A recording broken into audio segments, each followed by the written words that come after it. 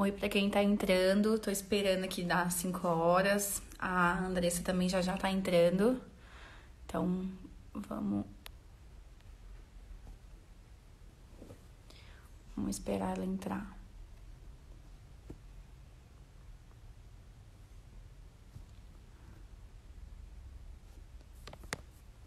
Mamãe investidora aqui.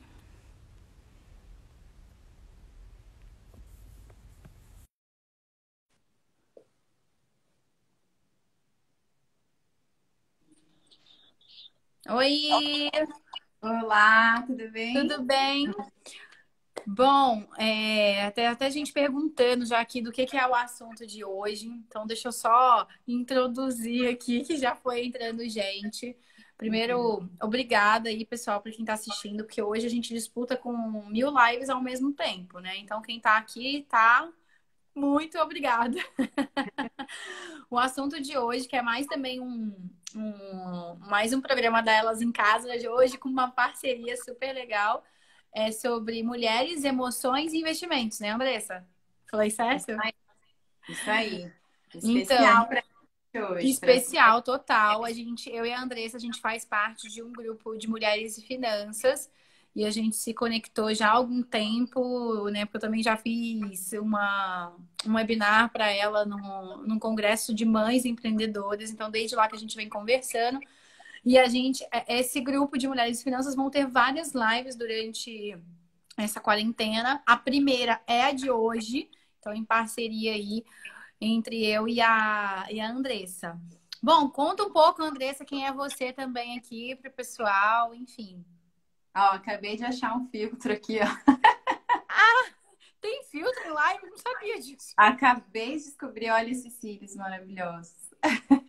Nossa, eu tô sempre passando um blush para tentar Ah, aparecer o mas quê?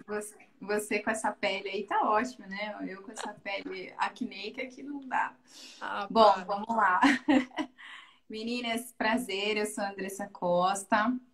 Sou fundadora da Wisecast Educação Financeira Empreendedora, onde eu trabalho bastante com a educação financeira das famílias, principalmente das mamães e dos papais, para educarem financeiramente os seus filhos. E eu tenho um canal também com a minha filhota, né, no YouTube. Ela tem 7 anos, onde a gente fala de educação financeira com linguagem para Ai, meu Deus, criança. caiu meu celular, gente. Isso Opa! que é live ao vivo. Desculpa. Imagina! Bom, eu tava falando do canal, né? Que eu tenho um canal com a filhota. O nome do canal é Wisecast também. E lá a gente leva algumas dicas tanto para os pais como para as próprias crianças. Então a gente tem um quadro que a Larinha, que tem 7 aninhos, ela fala diretamente para as crianças. Ela explica alguma coisa, a história do dinheiro, a diferença de crédito e débito. Ela fala diretamente com as crianças. Então dá para as mães, né, assistirem aí com os filhotes em casa. E fui a idealizadora do Conamãe, o Congresso Nacional para Mães Empreendedoras também. E agora a gente está no grupo, né, de inteligência financeira feminina, mulheres e finanças. E vamos espalhar essa educação financeira, incluir mais mulheres aí no mercado financeiro, que é a nossa missão, né? E é Verdade. isso, então. Desde essa quarentena que eu tenho feito lives todos os dias e a gente tem feito de diversos temas, mas de verdade eu não tinha feito ainda um tema especificamente sobre mulher, apesar da elas investimentos, né? Mas muito porque a gente acaba querendo trazer outros assuntos e a gente já fala isso no dia a dia, mas eu acho que é super importante a gente retomar, falar, principalmente nesse momento, porque eu acho que tem aí uma forma de pensar e conduzir, né, as adversidades diferentes. Bom, eu sou também, acho que para apresentar aí quem segue a Andressa que entrou, eu sou fundadora, né, e CEO hoje da Elas Investimentos. A Elas Investimentos é a primeira assessoria de investimentos voltada para mulheres e diversidade. A gente é credenciada XP. Então, o nosso trabalho é realmente incluir sem excluir ninguém. Então, homens também podem ser nossos clientes, mas obviamente a gente fala, né, com o público feminino justamente para essa questão de incluir mais gente. E a pauta de hoje é justamente essa, né? Falar de mulheres, investimentos sentimentos, emoções, porque sim, nós pensamos diferente, a gente toma decisões baseadas em outros fatores diferentes dos homens, e eu acho que a gente precisa colocar isso na pauta. E acho que para começar, para a gente falar um pouco das estatísticas, né? A gente percebe ainda o quanto a mulher é pouca, né? Assim, em termos de CPFs dentro dos investimentos em geral. Então, se a gente olhar Tesouro Direto, por exemplo, que é um investimento super democrático, que qualquer um pode investir. A partir de R$ 30 você investe, você tem só 28% das mulheres. E eu ainda ouso a dizer que esses 28% não são só mulheres. Por quê? Porque sempre tem o homem que usa o CPF da esposa, ou o marido, ou o pai que usa da filha, e assim por diante. Então, eu ouso dizer que esse número é ainda menor. Se a gente olhar para a renda variável, que é ainda mais, né, assim, é um passo bem maior dentro dos investimentos, aí diminui bastante, a estatística vai para 20%. Então, nós ainda não investimos. E aí eu queria debater com você. Por que você acha isso? Eu tenho também algumas teorias e tenho algumas estatísticas, mas eu queria debater com você. Por que você acha que a gente ainda não se apossou desse hábito, vamos dizer assim? Eu acho que a mulher, ela tem em alguns aspectos, assim, da vida, que ela se coloca de uma forma muito insegura, né? Então, assim, a gente faz de tudo, a gente cuida da casa, cuida das crianças, trabalha, empreende, estuda, mas tem algum pontozinho ali que a gente tem uma insegurança, né? Provavelmente por a gente ter esse perfil de trazer a proteção para nossa família, então muitas vezes a gente não se permite ousar arriscar, né? Por nós não termos ainda uma cultura de educação financeira muito consolidada no Brasil, e essa consciência, essa inteligência financeira não foi desenvolvida a ponto da gente lidar com isso normalmente no dia a dia. Se a gente olhar para os Estados Unidos, no final da década de 80, já se tinha aula de economia doméstica nas escolas. Isso por volta de 87. E eu já vi isso em filme, inclusive. Exato. Para quem já assistiu aquele episódio, aquele seriado 3 é Demais, que é da nossa época. Caraca, esse é antigo mesmo. Não, ele é antigo assim, mas ele passou, né, por tanto tempo, porque eu acho que ele tem episódios de 89, 87. Eu, por exemplo, nasci em 87.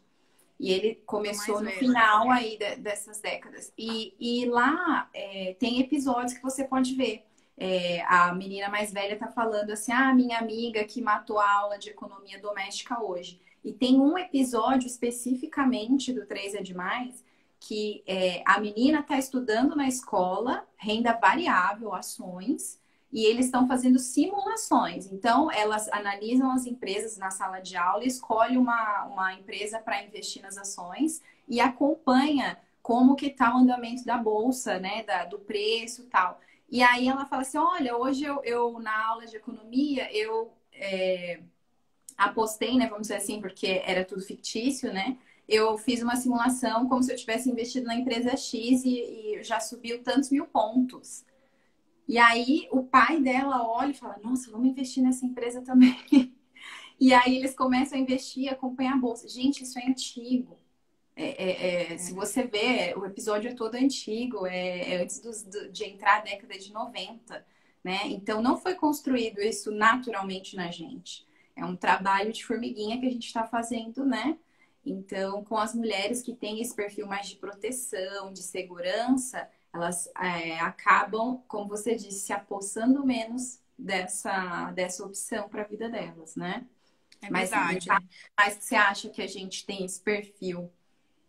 Então, eu acho que é muito essa construção cultural mesmo. Se você olhar, a gente só pôde abrir conta em banco a partir de 1962. Antes, a gente precisava pedir autorização para o marido ou para o pai. Então, obviamente, que a vida financeira, ela é muito recente, né? Essa construção dessa mulher enquanto uma vida financeira, enquanto investidora e tudo mais. E mesmo a gente já tendo aí trabalho, a gente já ganhou nosso dinheiro, hoje nós somos 60% da população que faz algum curso superior. Então, a gente vai ver mais mulheres entrando no mercado de trabalho.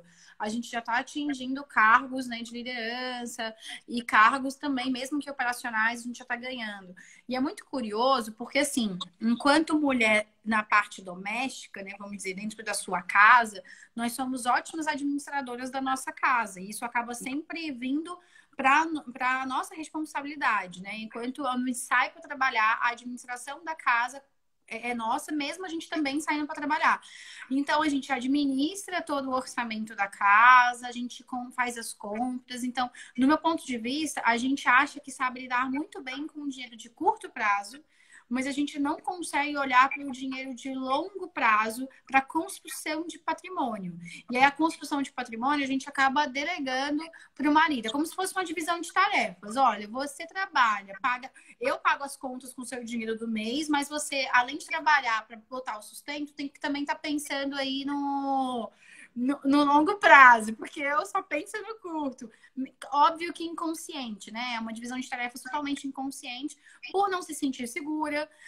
Tem uma estatística que eu acho que foi, nem foi uma do que a gente conversou, se não me engano, foi o BS, né? O Banco BS, ele fez, e que 93% das mulheres não se sentem que sabem menos de investimento do que os homens.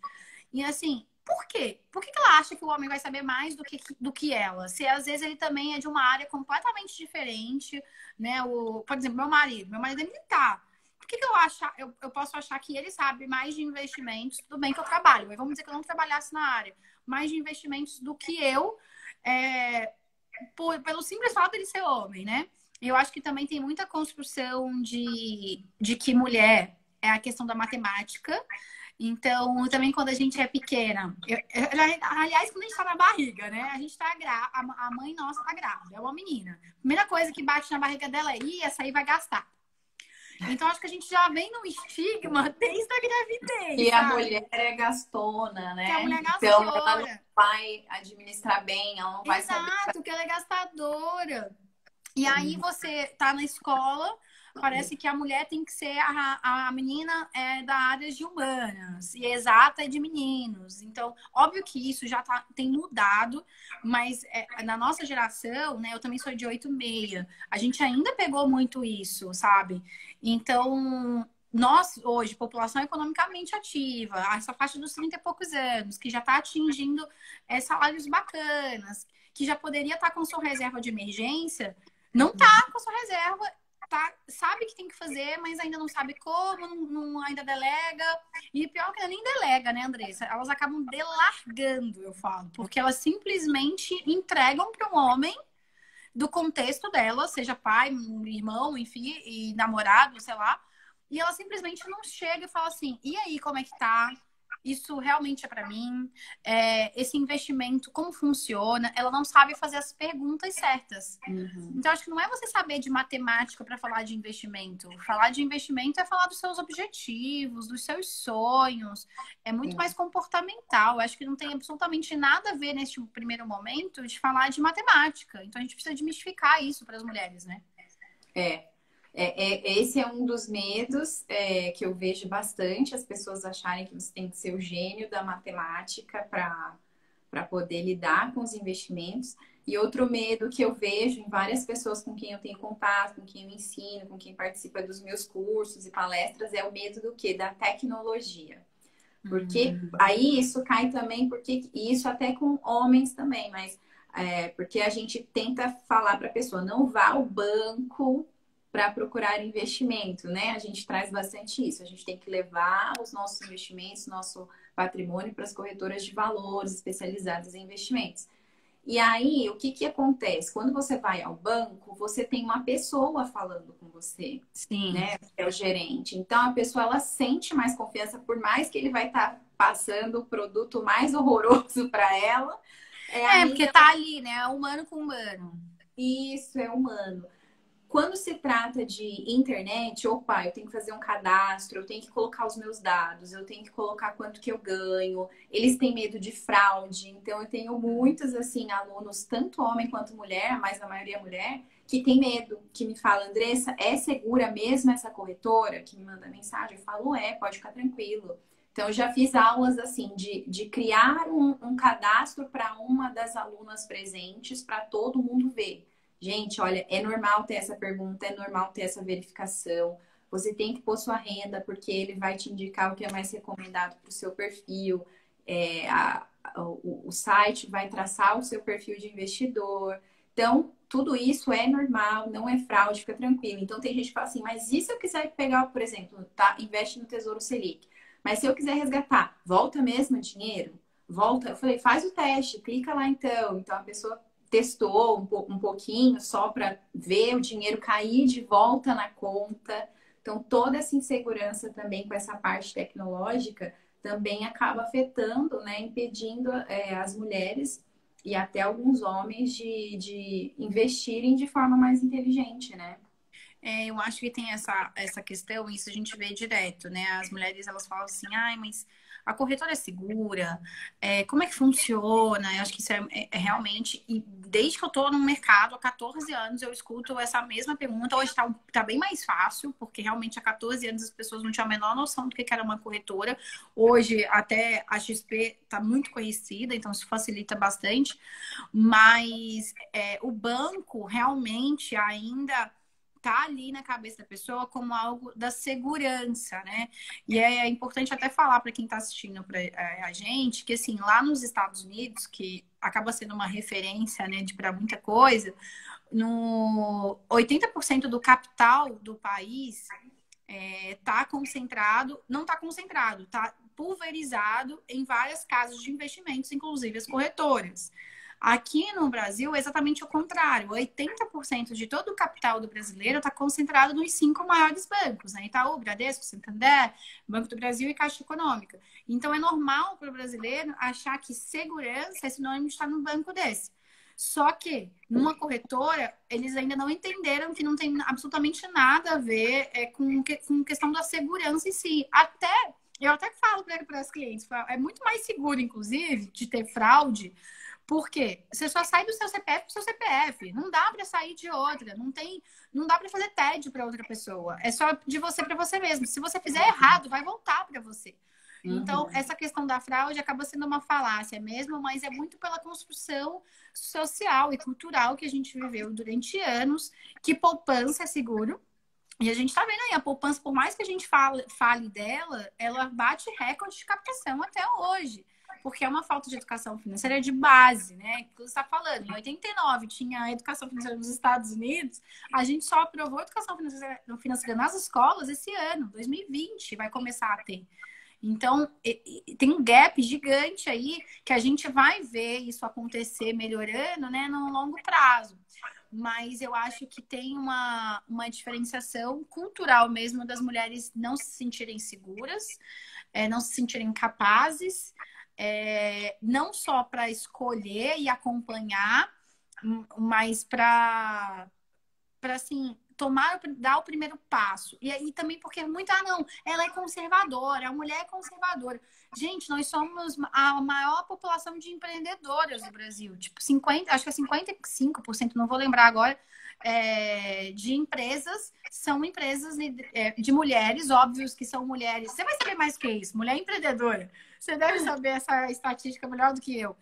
A gente não é conservadora, porque o empreendedorismo está longe de ser conservador. Só que a gente é taxada e isso vai criando crenças limitantes, né, dentro da gente mesma, né? Sim, e acho que mais uma vez volta, né, para essa educação, para essa construção que a gente teve ao longo da vida.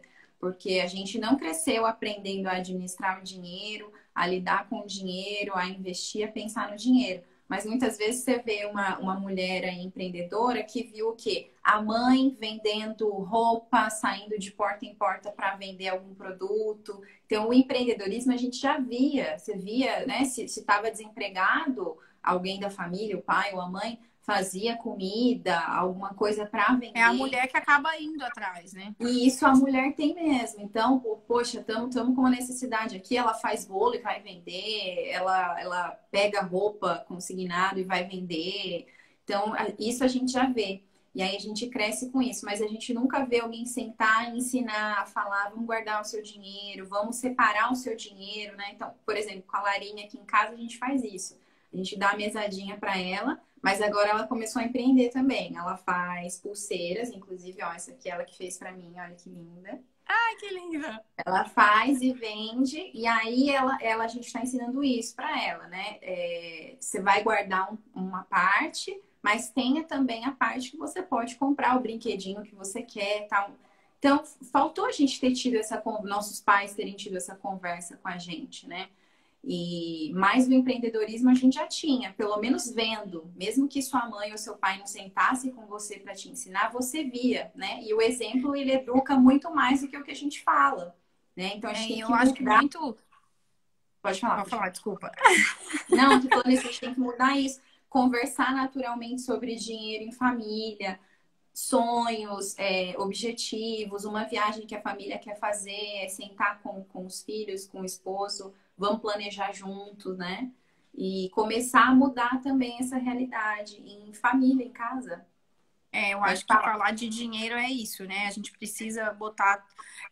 Tem o seu dinheiro dos seus sonhos individuais, que é importante, mesmo que você tenha conta conjunta, é importante você. Aí falando de casadas, mas se você é solteira, melhor ainda nesse sentido, porque você consegue pensar nos seus sonhos individuais, mas você pensar nesses sonhos coletivos, né? Da família. E para cada tipo de sonho, de objetivo, é uma caixinha de investimento diferente e que a gente precisa sentar e envolver todo mundo que está no processo. Porque quanto mais você envolve seus filhos, seu marido, se ele, meu marido não gosta disso, eu tento fazer, mas ele não gosta. Gente, nada melhor do que o exemplo para poder arrastar, né?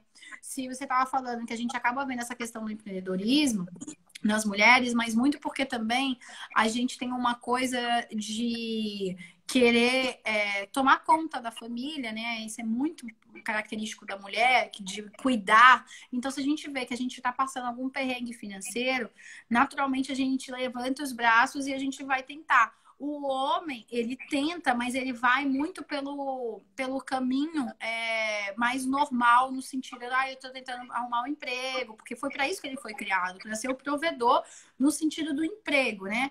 E a mulher, ela fala, não, então eu vou fazer aqui. Ela nem sabe que isso é um empreendedorismo. Na real, essas mulheres que estão vendendo ali o brigadeiro, a comida, esse tipo de serviço, elas nem têm a noção de que elas são pequenas empreendedoras. Elas só acham que elas estão fazendo uma rendinha extra, mas aquilo ali é um empreendedorismo que envolve estratégias, né?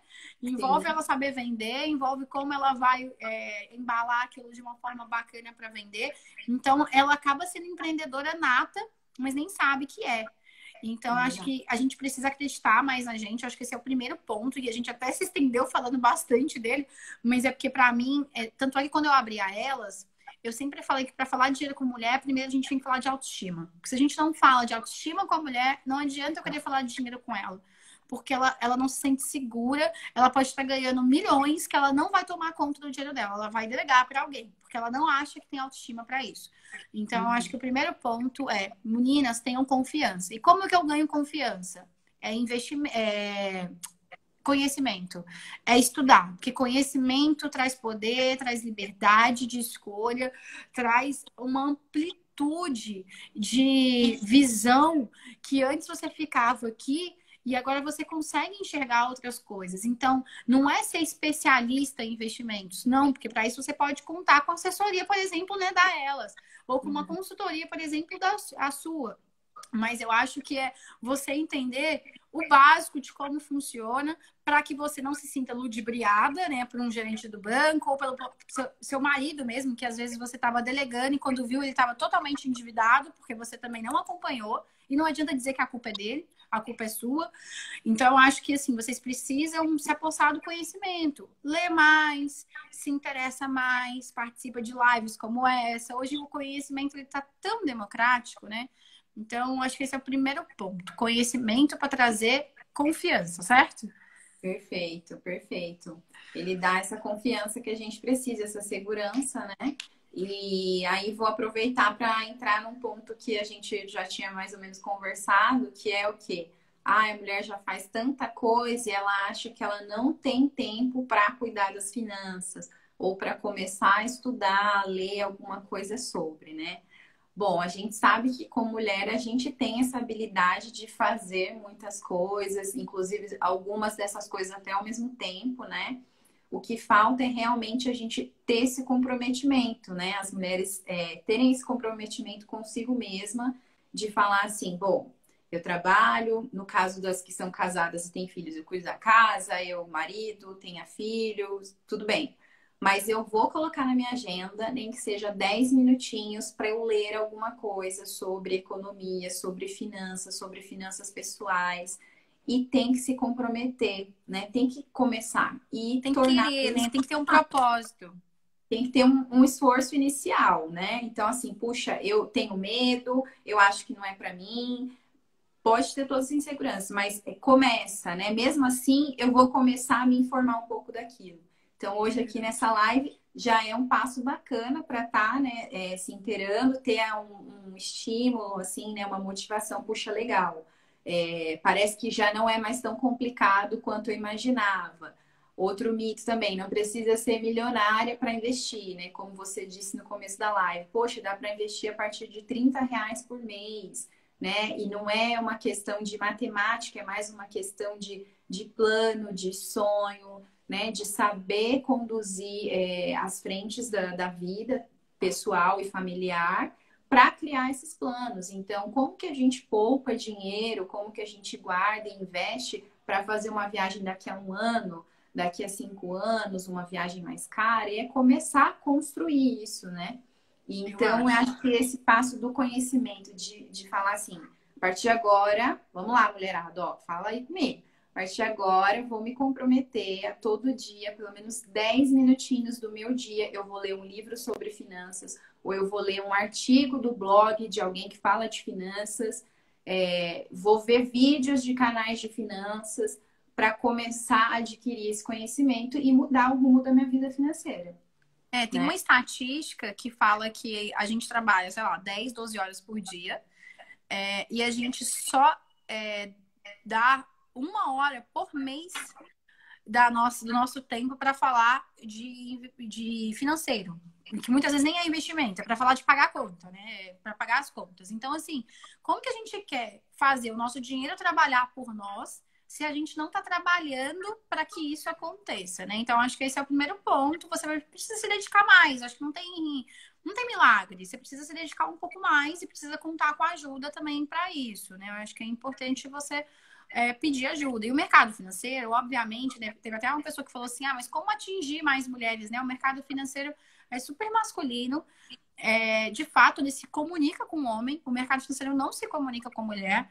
Mas justamente porque ainda falta muita mulher dentro do próprio mercado financeiro enquanto profissional. Porque até para elas entrarem no mercado financeiro, as mulheres acreditam que é um ambiente muito hostil. E de verdade, ele é. Mas a gente precisa, não é roubar a vaga do homem nem nada, né? O que a gente precisa é querer se apossar desse conhecimento, é querer se dedicar mais, para que a gente possa ser exemplo e referência para que outras mulheres enxerguem e falem, eu também posso investir, eu também trabalhar com isso, eu também posso discutir com meu marido de igual para igual. Então, eu acho que a gente precisa, óbvio, trazer o mercado financeiro mais para próximo, e acho que as nossas iniciativas, tanto a minha como da Elas Investimentos, quanto a nossa que a gente está, do Mulheres e Finanças, quanto a sua, de Mães Empreendedoras, Mamãe Investidora, tudo isso é uma forma de falar para o mercado financeiro que a gente existe, e óbvio que tudo é muito recente, se você olhar as estatísticas estão melhorando, mas elas não melhoram numa velocidade que a gente gostaria, até porque a transformação ela não é exponencial, a transformação ela ainda é linear, mas de repente ela vai, e aí ela vira exponencial, né, de uma forma que vai muito mais rápido.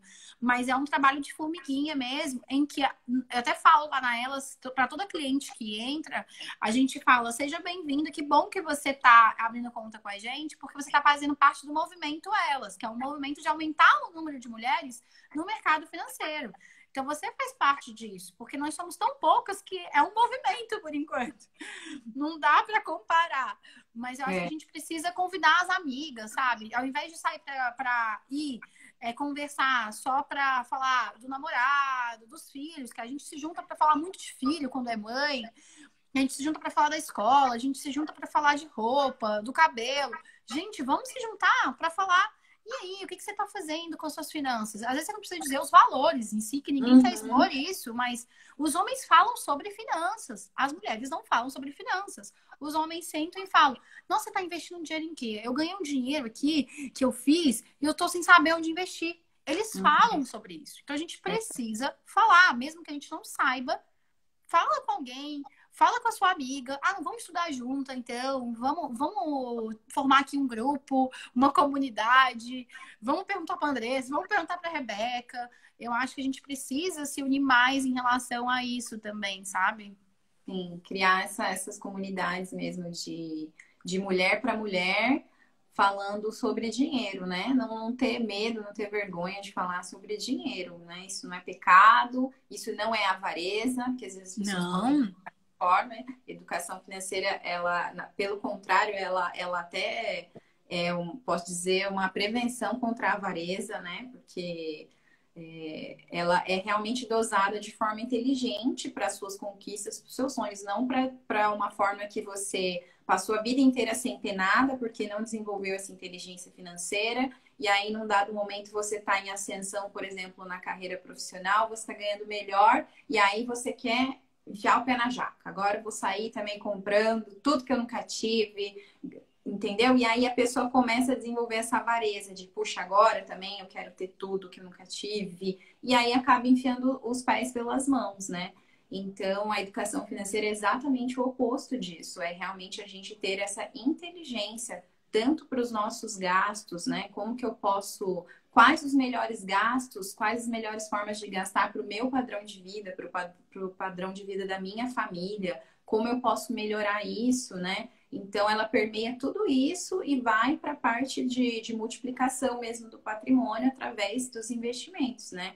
Acho que é consciência, né, das suas escolhas do dinheiro. Porque quando a gente fala em dinheiro, apesar das pessoas acharem que é uma coisa ruim, a gente precisa ser bem sincera que sem dinheiro, a pessoa, e é o que a gente está vendo agora na crise, é um super exemplo disso, todo mundo fica no medo e no pânico, porque você sabe que você não vai ter dinheiro amanhã para pagar as suas contas. Então não dá para falar, dinheiro não compra felicidade. Eu concordo, mas dinheiro traz uma tranquilidade para que você possa viver momentos de crise de forma mais calma. Porque momentos como esse, por exemplo, que a gente não tinha nem como imaginar, a pessoa que não tem uma reserva, que não está preparada, ela está sem dormir. E não é por conta do coronavírus que ela está. Ela está por conta do dinheiro que não tem na conta dela, que obviamente foi o coronavírus que ocasionou. Mas então a gente precisa, se você não pensou ainda em fazer a reserva, né, porque você ainda está aprendendo e tudo mais, eu acho que a grande lição dessa crise é: eu preciso ter um dinheiro guardado para qualquer adversidade da minha vida. Seja uma doença como essa, seja que eu vou bater o carro ali, eu vou precisar resgatar, seja eu perdi o emprego. Então a gente precisa parar de viver no limite, né? Só 6% da população brasileira tem reserva de emergência. Isso é pouquíssima gente. E agora, você está vendo que as empresas, a média, são 27 dias de caixa que elas têm. Ou seja, nem as empresas estão preparadas, nem as pessoas físicas estão preparadas para passar por uma crise. Os Estados Unidos, eles até às vezes estão mais preparados, porque é isso, eles têm mais educação financeira. O Japão está sofrendo pouquíssimo. O Japão é um país que tem uma cultura de poupança, de poupar altíssima. A população inteira praticamente poupa. Então a gente precisa olhar, e a gente ainda tem um agravante, né, Andressa? Porque nós, enquanto mulheres, a gente vive 8 anos a mais que os homens. Então nós vamos ficar velhinhas, pobrinhas, se a gente não começar agora, entendeu? Exatamente.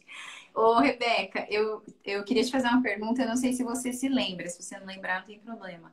Na palestra que você deu para o meu congresso, você falou de um dado da OCDE, Ai, que você se verdade. lembra? Fala para as meninas, é muito, muito importante elas saberem disso. É verdade. Então, a OCDE, né, a Organização de Desenvolvimento Econômico, né, Mundial, eles fizeram um estudo e falaram que não é uma nova potência que vai surgir no mundo, não é um país, né, emergente que vai virar uma nova potência, mas educação financeira para crianças, por motivos óbvios, né, e para mulheres. Por quê? Porque nós, mulheres, somos compartilhadoras de conteúdo, de conhecimento, e a gente acaba sendo agente de transformação do nosso contexto social.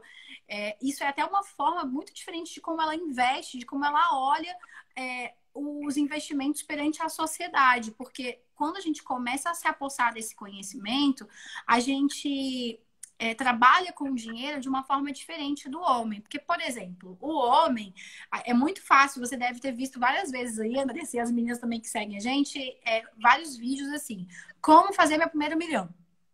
Isso é muito típico de abordagem masculina para investimento, que até atrai as mulheres, mas não é exatamente isso que elas buscam ao investir.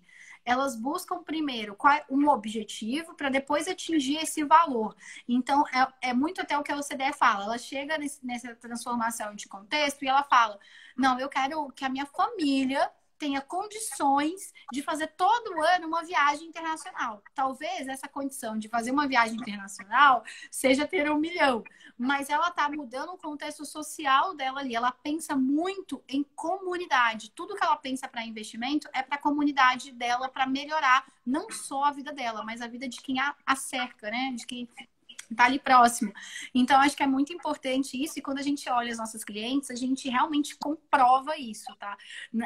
A gente recebe muita pergunta do tipo assim, no investimento já.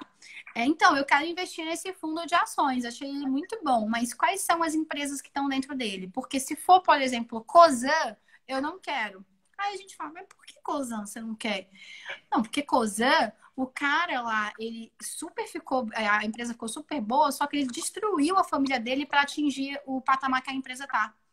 Então, ela não tolera alguns valores. A mulher, ela toma decisões baseadas em valores emocionais. E o homem é muito mais baseado em questões racionais. E é bem do que a gente está falando de emoções ao lidar com investimentos. Outra coisa que ela sempre pergunta para a gente é: nesse fundo imobiliário, ele desapropriou quantas famílias para ele construir essa laje corporativa? E às vezes a gente nem tem Contra a essa natureza informação. dela, né? É O contra a mercado natureza financeiro dela, não tem assim. essa informação.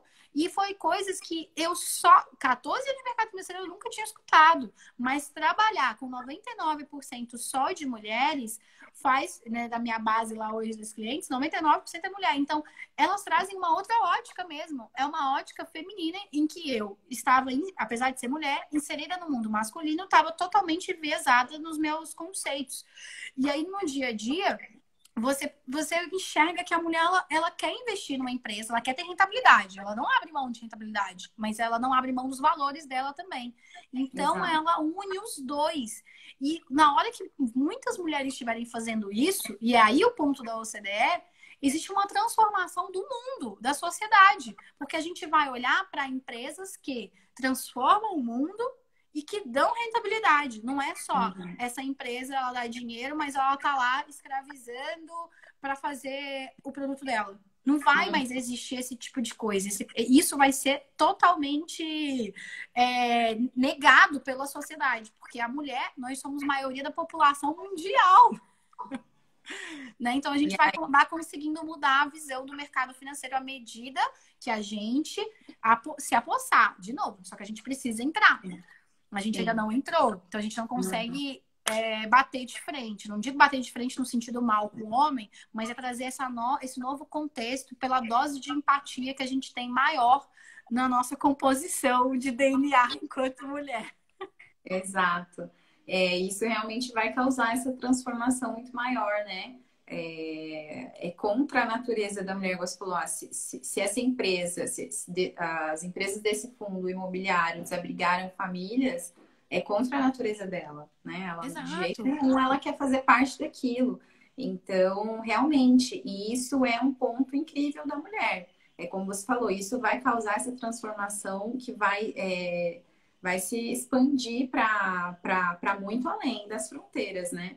E aí, o título da nossa live falava dessa questão das emoções, né? Porque a mulher, ela é muito emocional. Você trouxe essa questão exatamente assim, que as campanhas até de atração para as corretoras acabam sendo masculinas, né? Sim. Então, realmente colocar, fazer seu primeiro milhão e tal, é mais o perfil masculino. Então, como você trouxe a questão, talvez, de como dar condições melhores para sua família, poder viajar, desenvolver isso para sua família. Isso vai chamar muito mais a atenção dela do que propriamente dito o número 1 milhão lá na conta, Exato. né? Porque ela acha, Então, às vezes, até muito distante para ela. muito Ela não distante. consegue nem se enxergar nisso. O homem, ele já Exato. vai e pensa, O né? homem, ele já sonha com isso. O homem tem essa questão, né, de gostar de vitórias, de correr risco, né? Então, ele vai mais, isso chama mais a atenção dele. Mas aí a gente vê essa questão, como a gente falou, né, no título da nossa live, das escolhas e das emoções, né? Como elas afetam as nossas escolhas. Então, é muito, assim, difícil a gente, naturalmente, escolher algo, tomar decisões de forma racional. A maioria das nossas escolhas e das nossas decisões, elas são tomadas mesmo de forma emocional. Então, a gente vê a importância de educar a nossa emoção, desenvolver essa inteligência emocional também, né? E cai muito... os dois juntos, né? O racional é um equilíbrio dessas duas coisas. É um equilíbrio. Eu posso, sim, ver aqui, ó, nossa, isso aqui é um sonho, é uma meta, é algo que faz meu olho brilhar, meu coração disparar. Então, vamos botar o racional agora. Tá? Como que eu faço isso? Como é que eu planejo isso? Exato, porque às vezes as pessoas falam assim, você tem que viver agora. A educação financeira não é também você viver só poupando, só, né, viver. Não, cara, você tem aquele sapato que você quer, aquela bolsa, não tem problema. Se você não tá se endividando, não tá tirando comida, deixando de comprar comida para sua família, não tem problema você querer os seus bens de consumo também, mas é exatamente isso, tá? Eu tenho isso aqui, como é que eu ponho meu racional agora? Quanto custa? Um exercício que eu indico, assim, para fazer, para definir o que é caro e o que é barato para mim dentro do meu orçamento, do meu padrão de vida. É você pensar, por exemplo, qual o valor da sua renda por dia. Então, se você tem salário ou uma renda mais ou menos como empreendedora, tira uma média, né, do mês, divide ali por dias e vê, poxa, então em um dia o meu valor é X. Em uma hora, vê por hora. Em uma hora, meu valor é X. E aí, quando você se depara com isso que você quer, que você gostou, você pensa, quantas horas de trabalho isso vai me custar? Ou quantos dias de trabalho isso vai me custar? Isso já dá uma diferença. Horas, mulher. Porque se você dividir ainda as horas que você teve que cuidar do seu filho, arrumar a casa, mas você começa a pensar aqui, minha hora, ela tá realmente cara. E aí você começa a fazer escolhas, né, bem diferentes. Você valoriza a sua hora, o seu trabalho, né? Então, você vai ter um senso crítico maior para escolher, para comprar. E aí, você vai potencializar sua consciência também. Eu quero mesmo, vale a pena mesmo, então eu vou me planejar para conquistar. Ou não tem necessidade, eu posso procurar outra opção, né? E aí a gente vai desenvolvendo essa inteligência. Então, a gente tem que cuidar da inteligência emocional também. E como a gente falou lá no começo da live, que o primeiro passo é a gente cuidar dessa nossa autoestima para a gente ter essa segurança de falar, eu posso sim cuidar das minhas finanças, eu posso sim conversar sobre dinheiro com as minhas amigas, com meu namorado, com meu marido, com meu pai, com quem for, e eu posso sim começar a investir, posso começar a entender do mercado, né? Então, trabalhar esses dois lados, a inteligência financeira e a inteligência emocional, né? Exato. Tem que ver uma pergunta aqui pra gente ir já, né, encerrando, mas tem uma pergunta aqui que veio, eu vou colocar aqui, da Érica, ó. Qual o tamanho dessa reserva de emergência? Vocês recomendam, né? quando a gente fala de reserva de emergência, acho que você vai concordar comigo, Andressa, a gente sempre tem que pensar em torno de 6 a 12 meses do nosso custo, né? Seria o ideal a pessoa ter isso. Então, eu acho que se você não tem ainda, a minha dica é faz um diagnóstico de todas as suas finanças, vê onde está escoando, faz uma negociação com você mesmo de onde você pode tirar para ir para cá. Essa negociação ela depende muito de autoconhecimento, porque se você tirar de algo que você não consegue sustentar, vai virar dieta da segunda-feira e você vai morrer na praia. Então, só depois de formar essa reserva é que a gente vai olhar para outros ativos financeiros. Então, a reserva de emergência, a gente não está olhando rentabilidade em si, não é a escolha, não prevalece do ativo em função da rentabilidade. Prevalece segurança e saque rápido, que é o que a gente chama de liquidez. Então, se eu posso sacar ali de uma forma muito rápida. Você quer acrescentar alguma coisa também? Basicamente isso, né? A nossa reserva de segurança, ela é mais conveniência, né? Do que rentabilidade. Exato. Como você disse, é conveniente, para mim, seguro, precisou, resgato, tá ali, maravilha, né?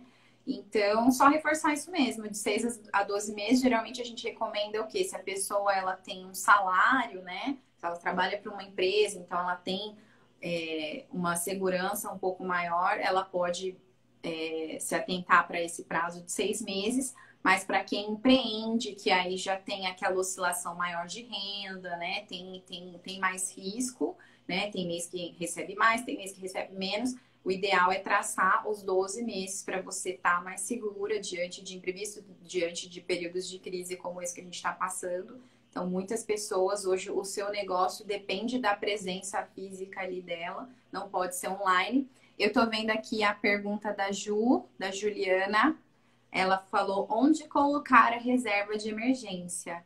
Então, como a gente viu, ela tem que ser em investimentos que tenham essa liquidez diária. Então, o Tesouro Selic é um deles, existem alguns CDBs de liquidez diária, né? Fundo DI, né?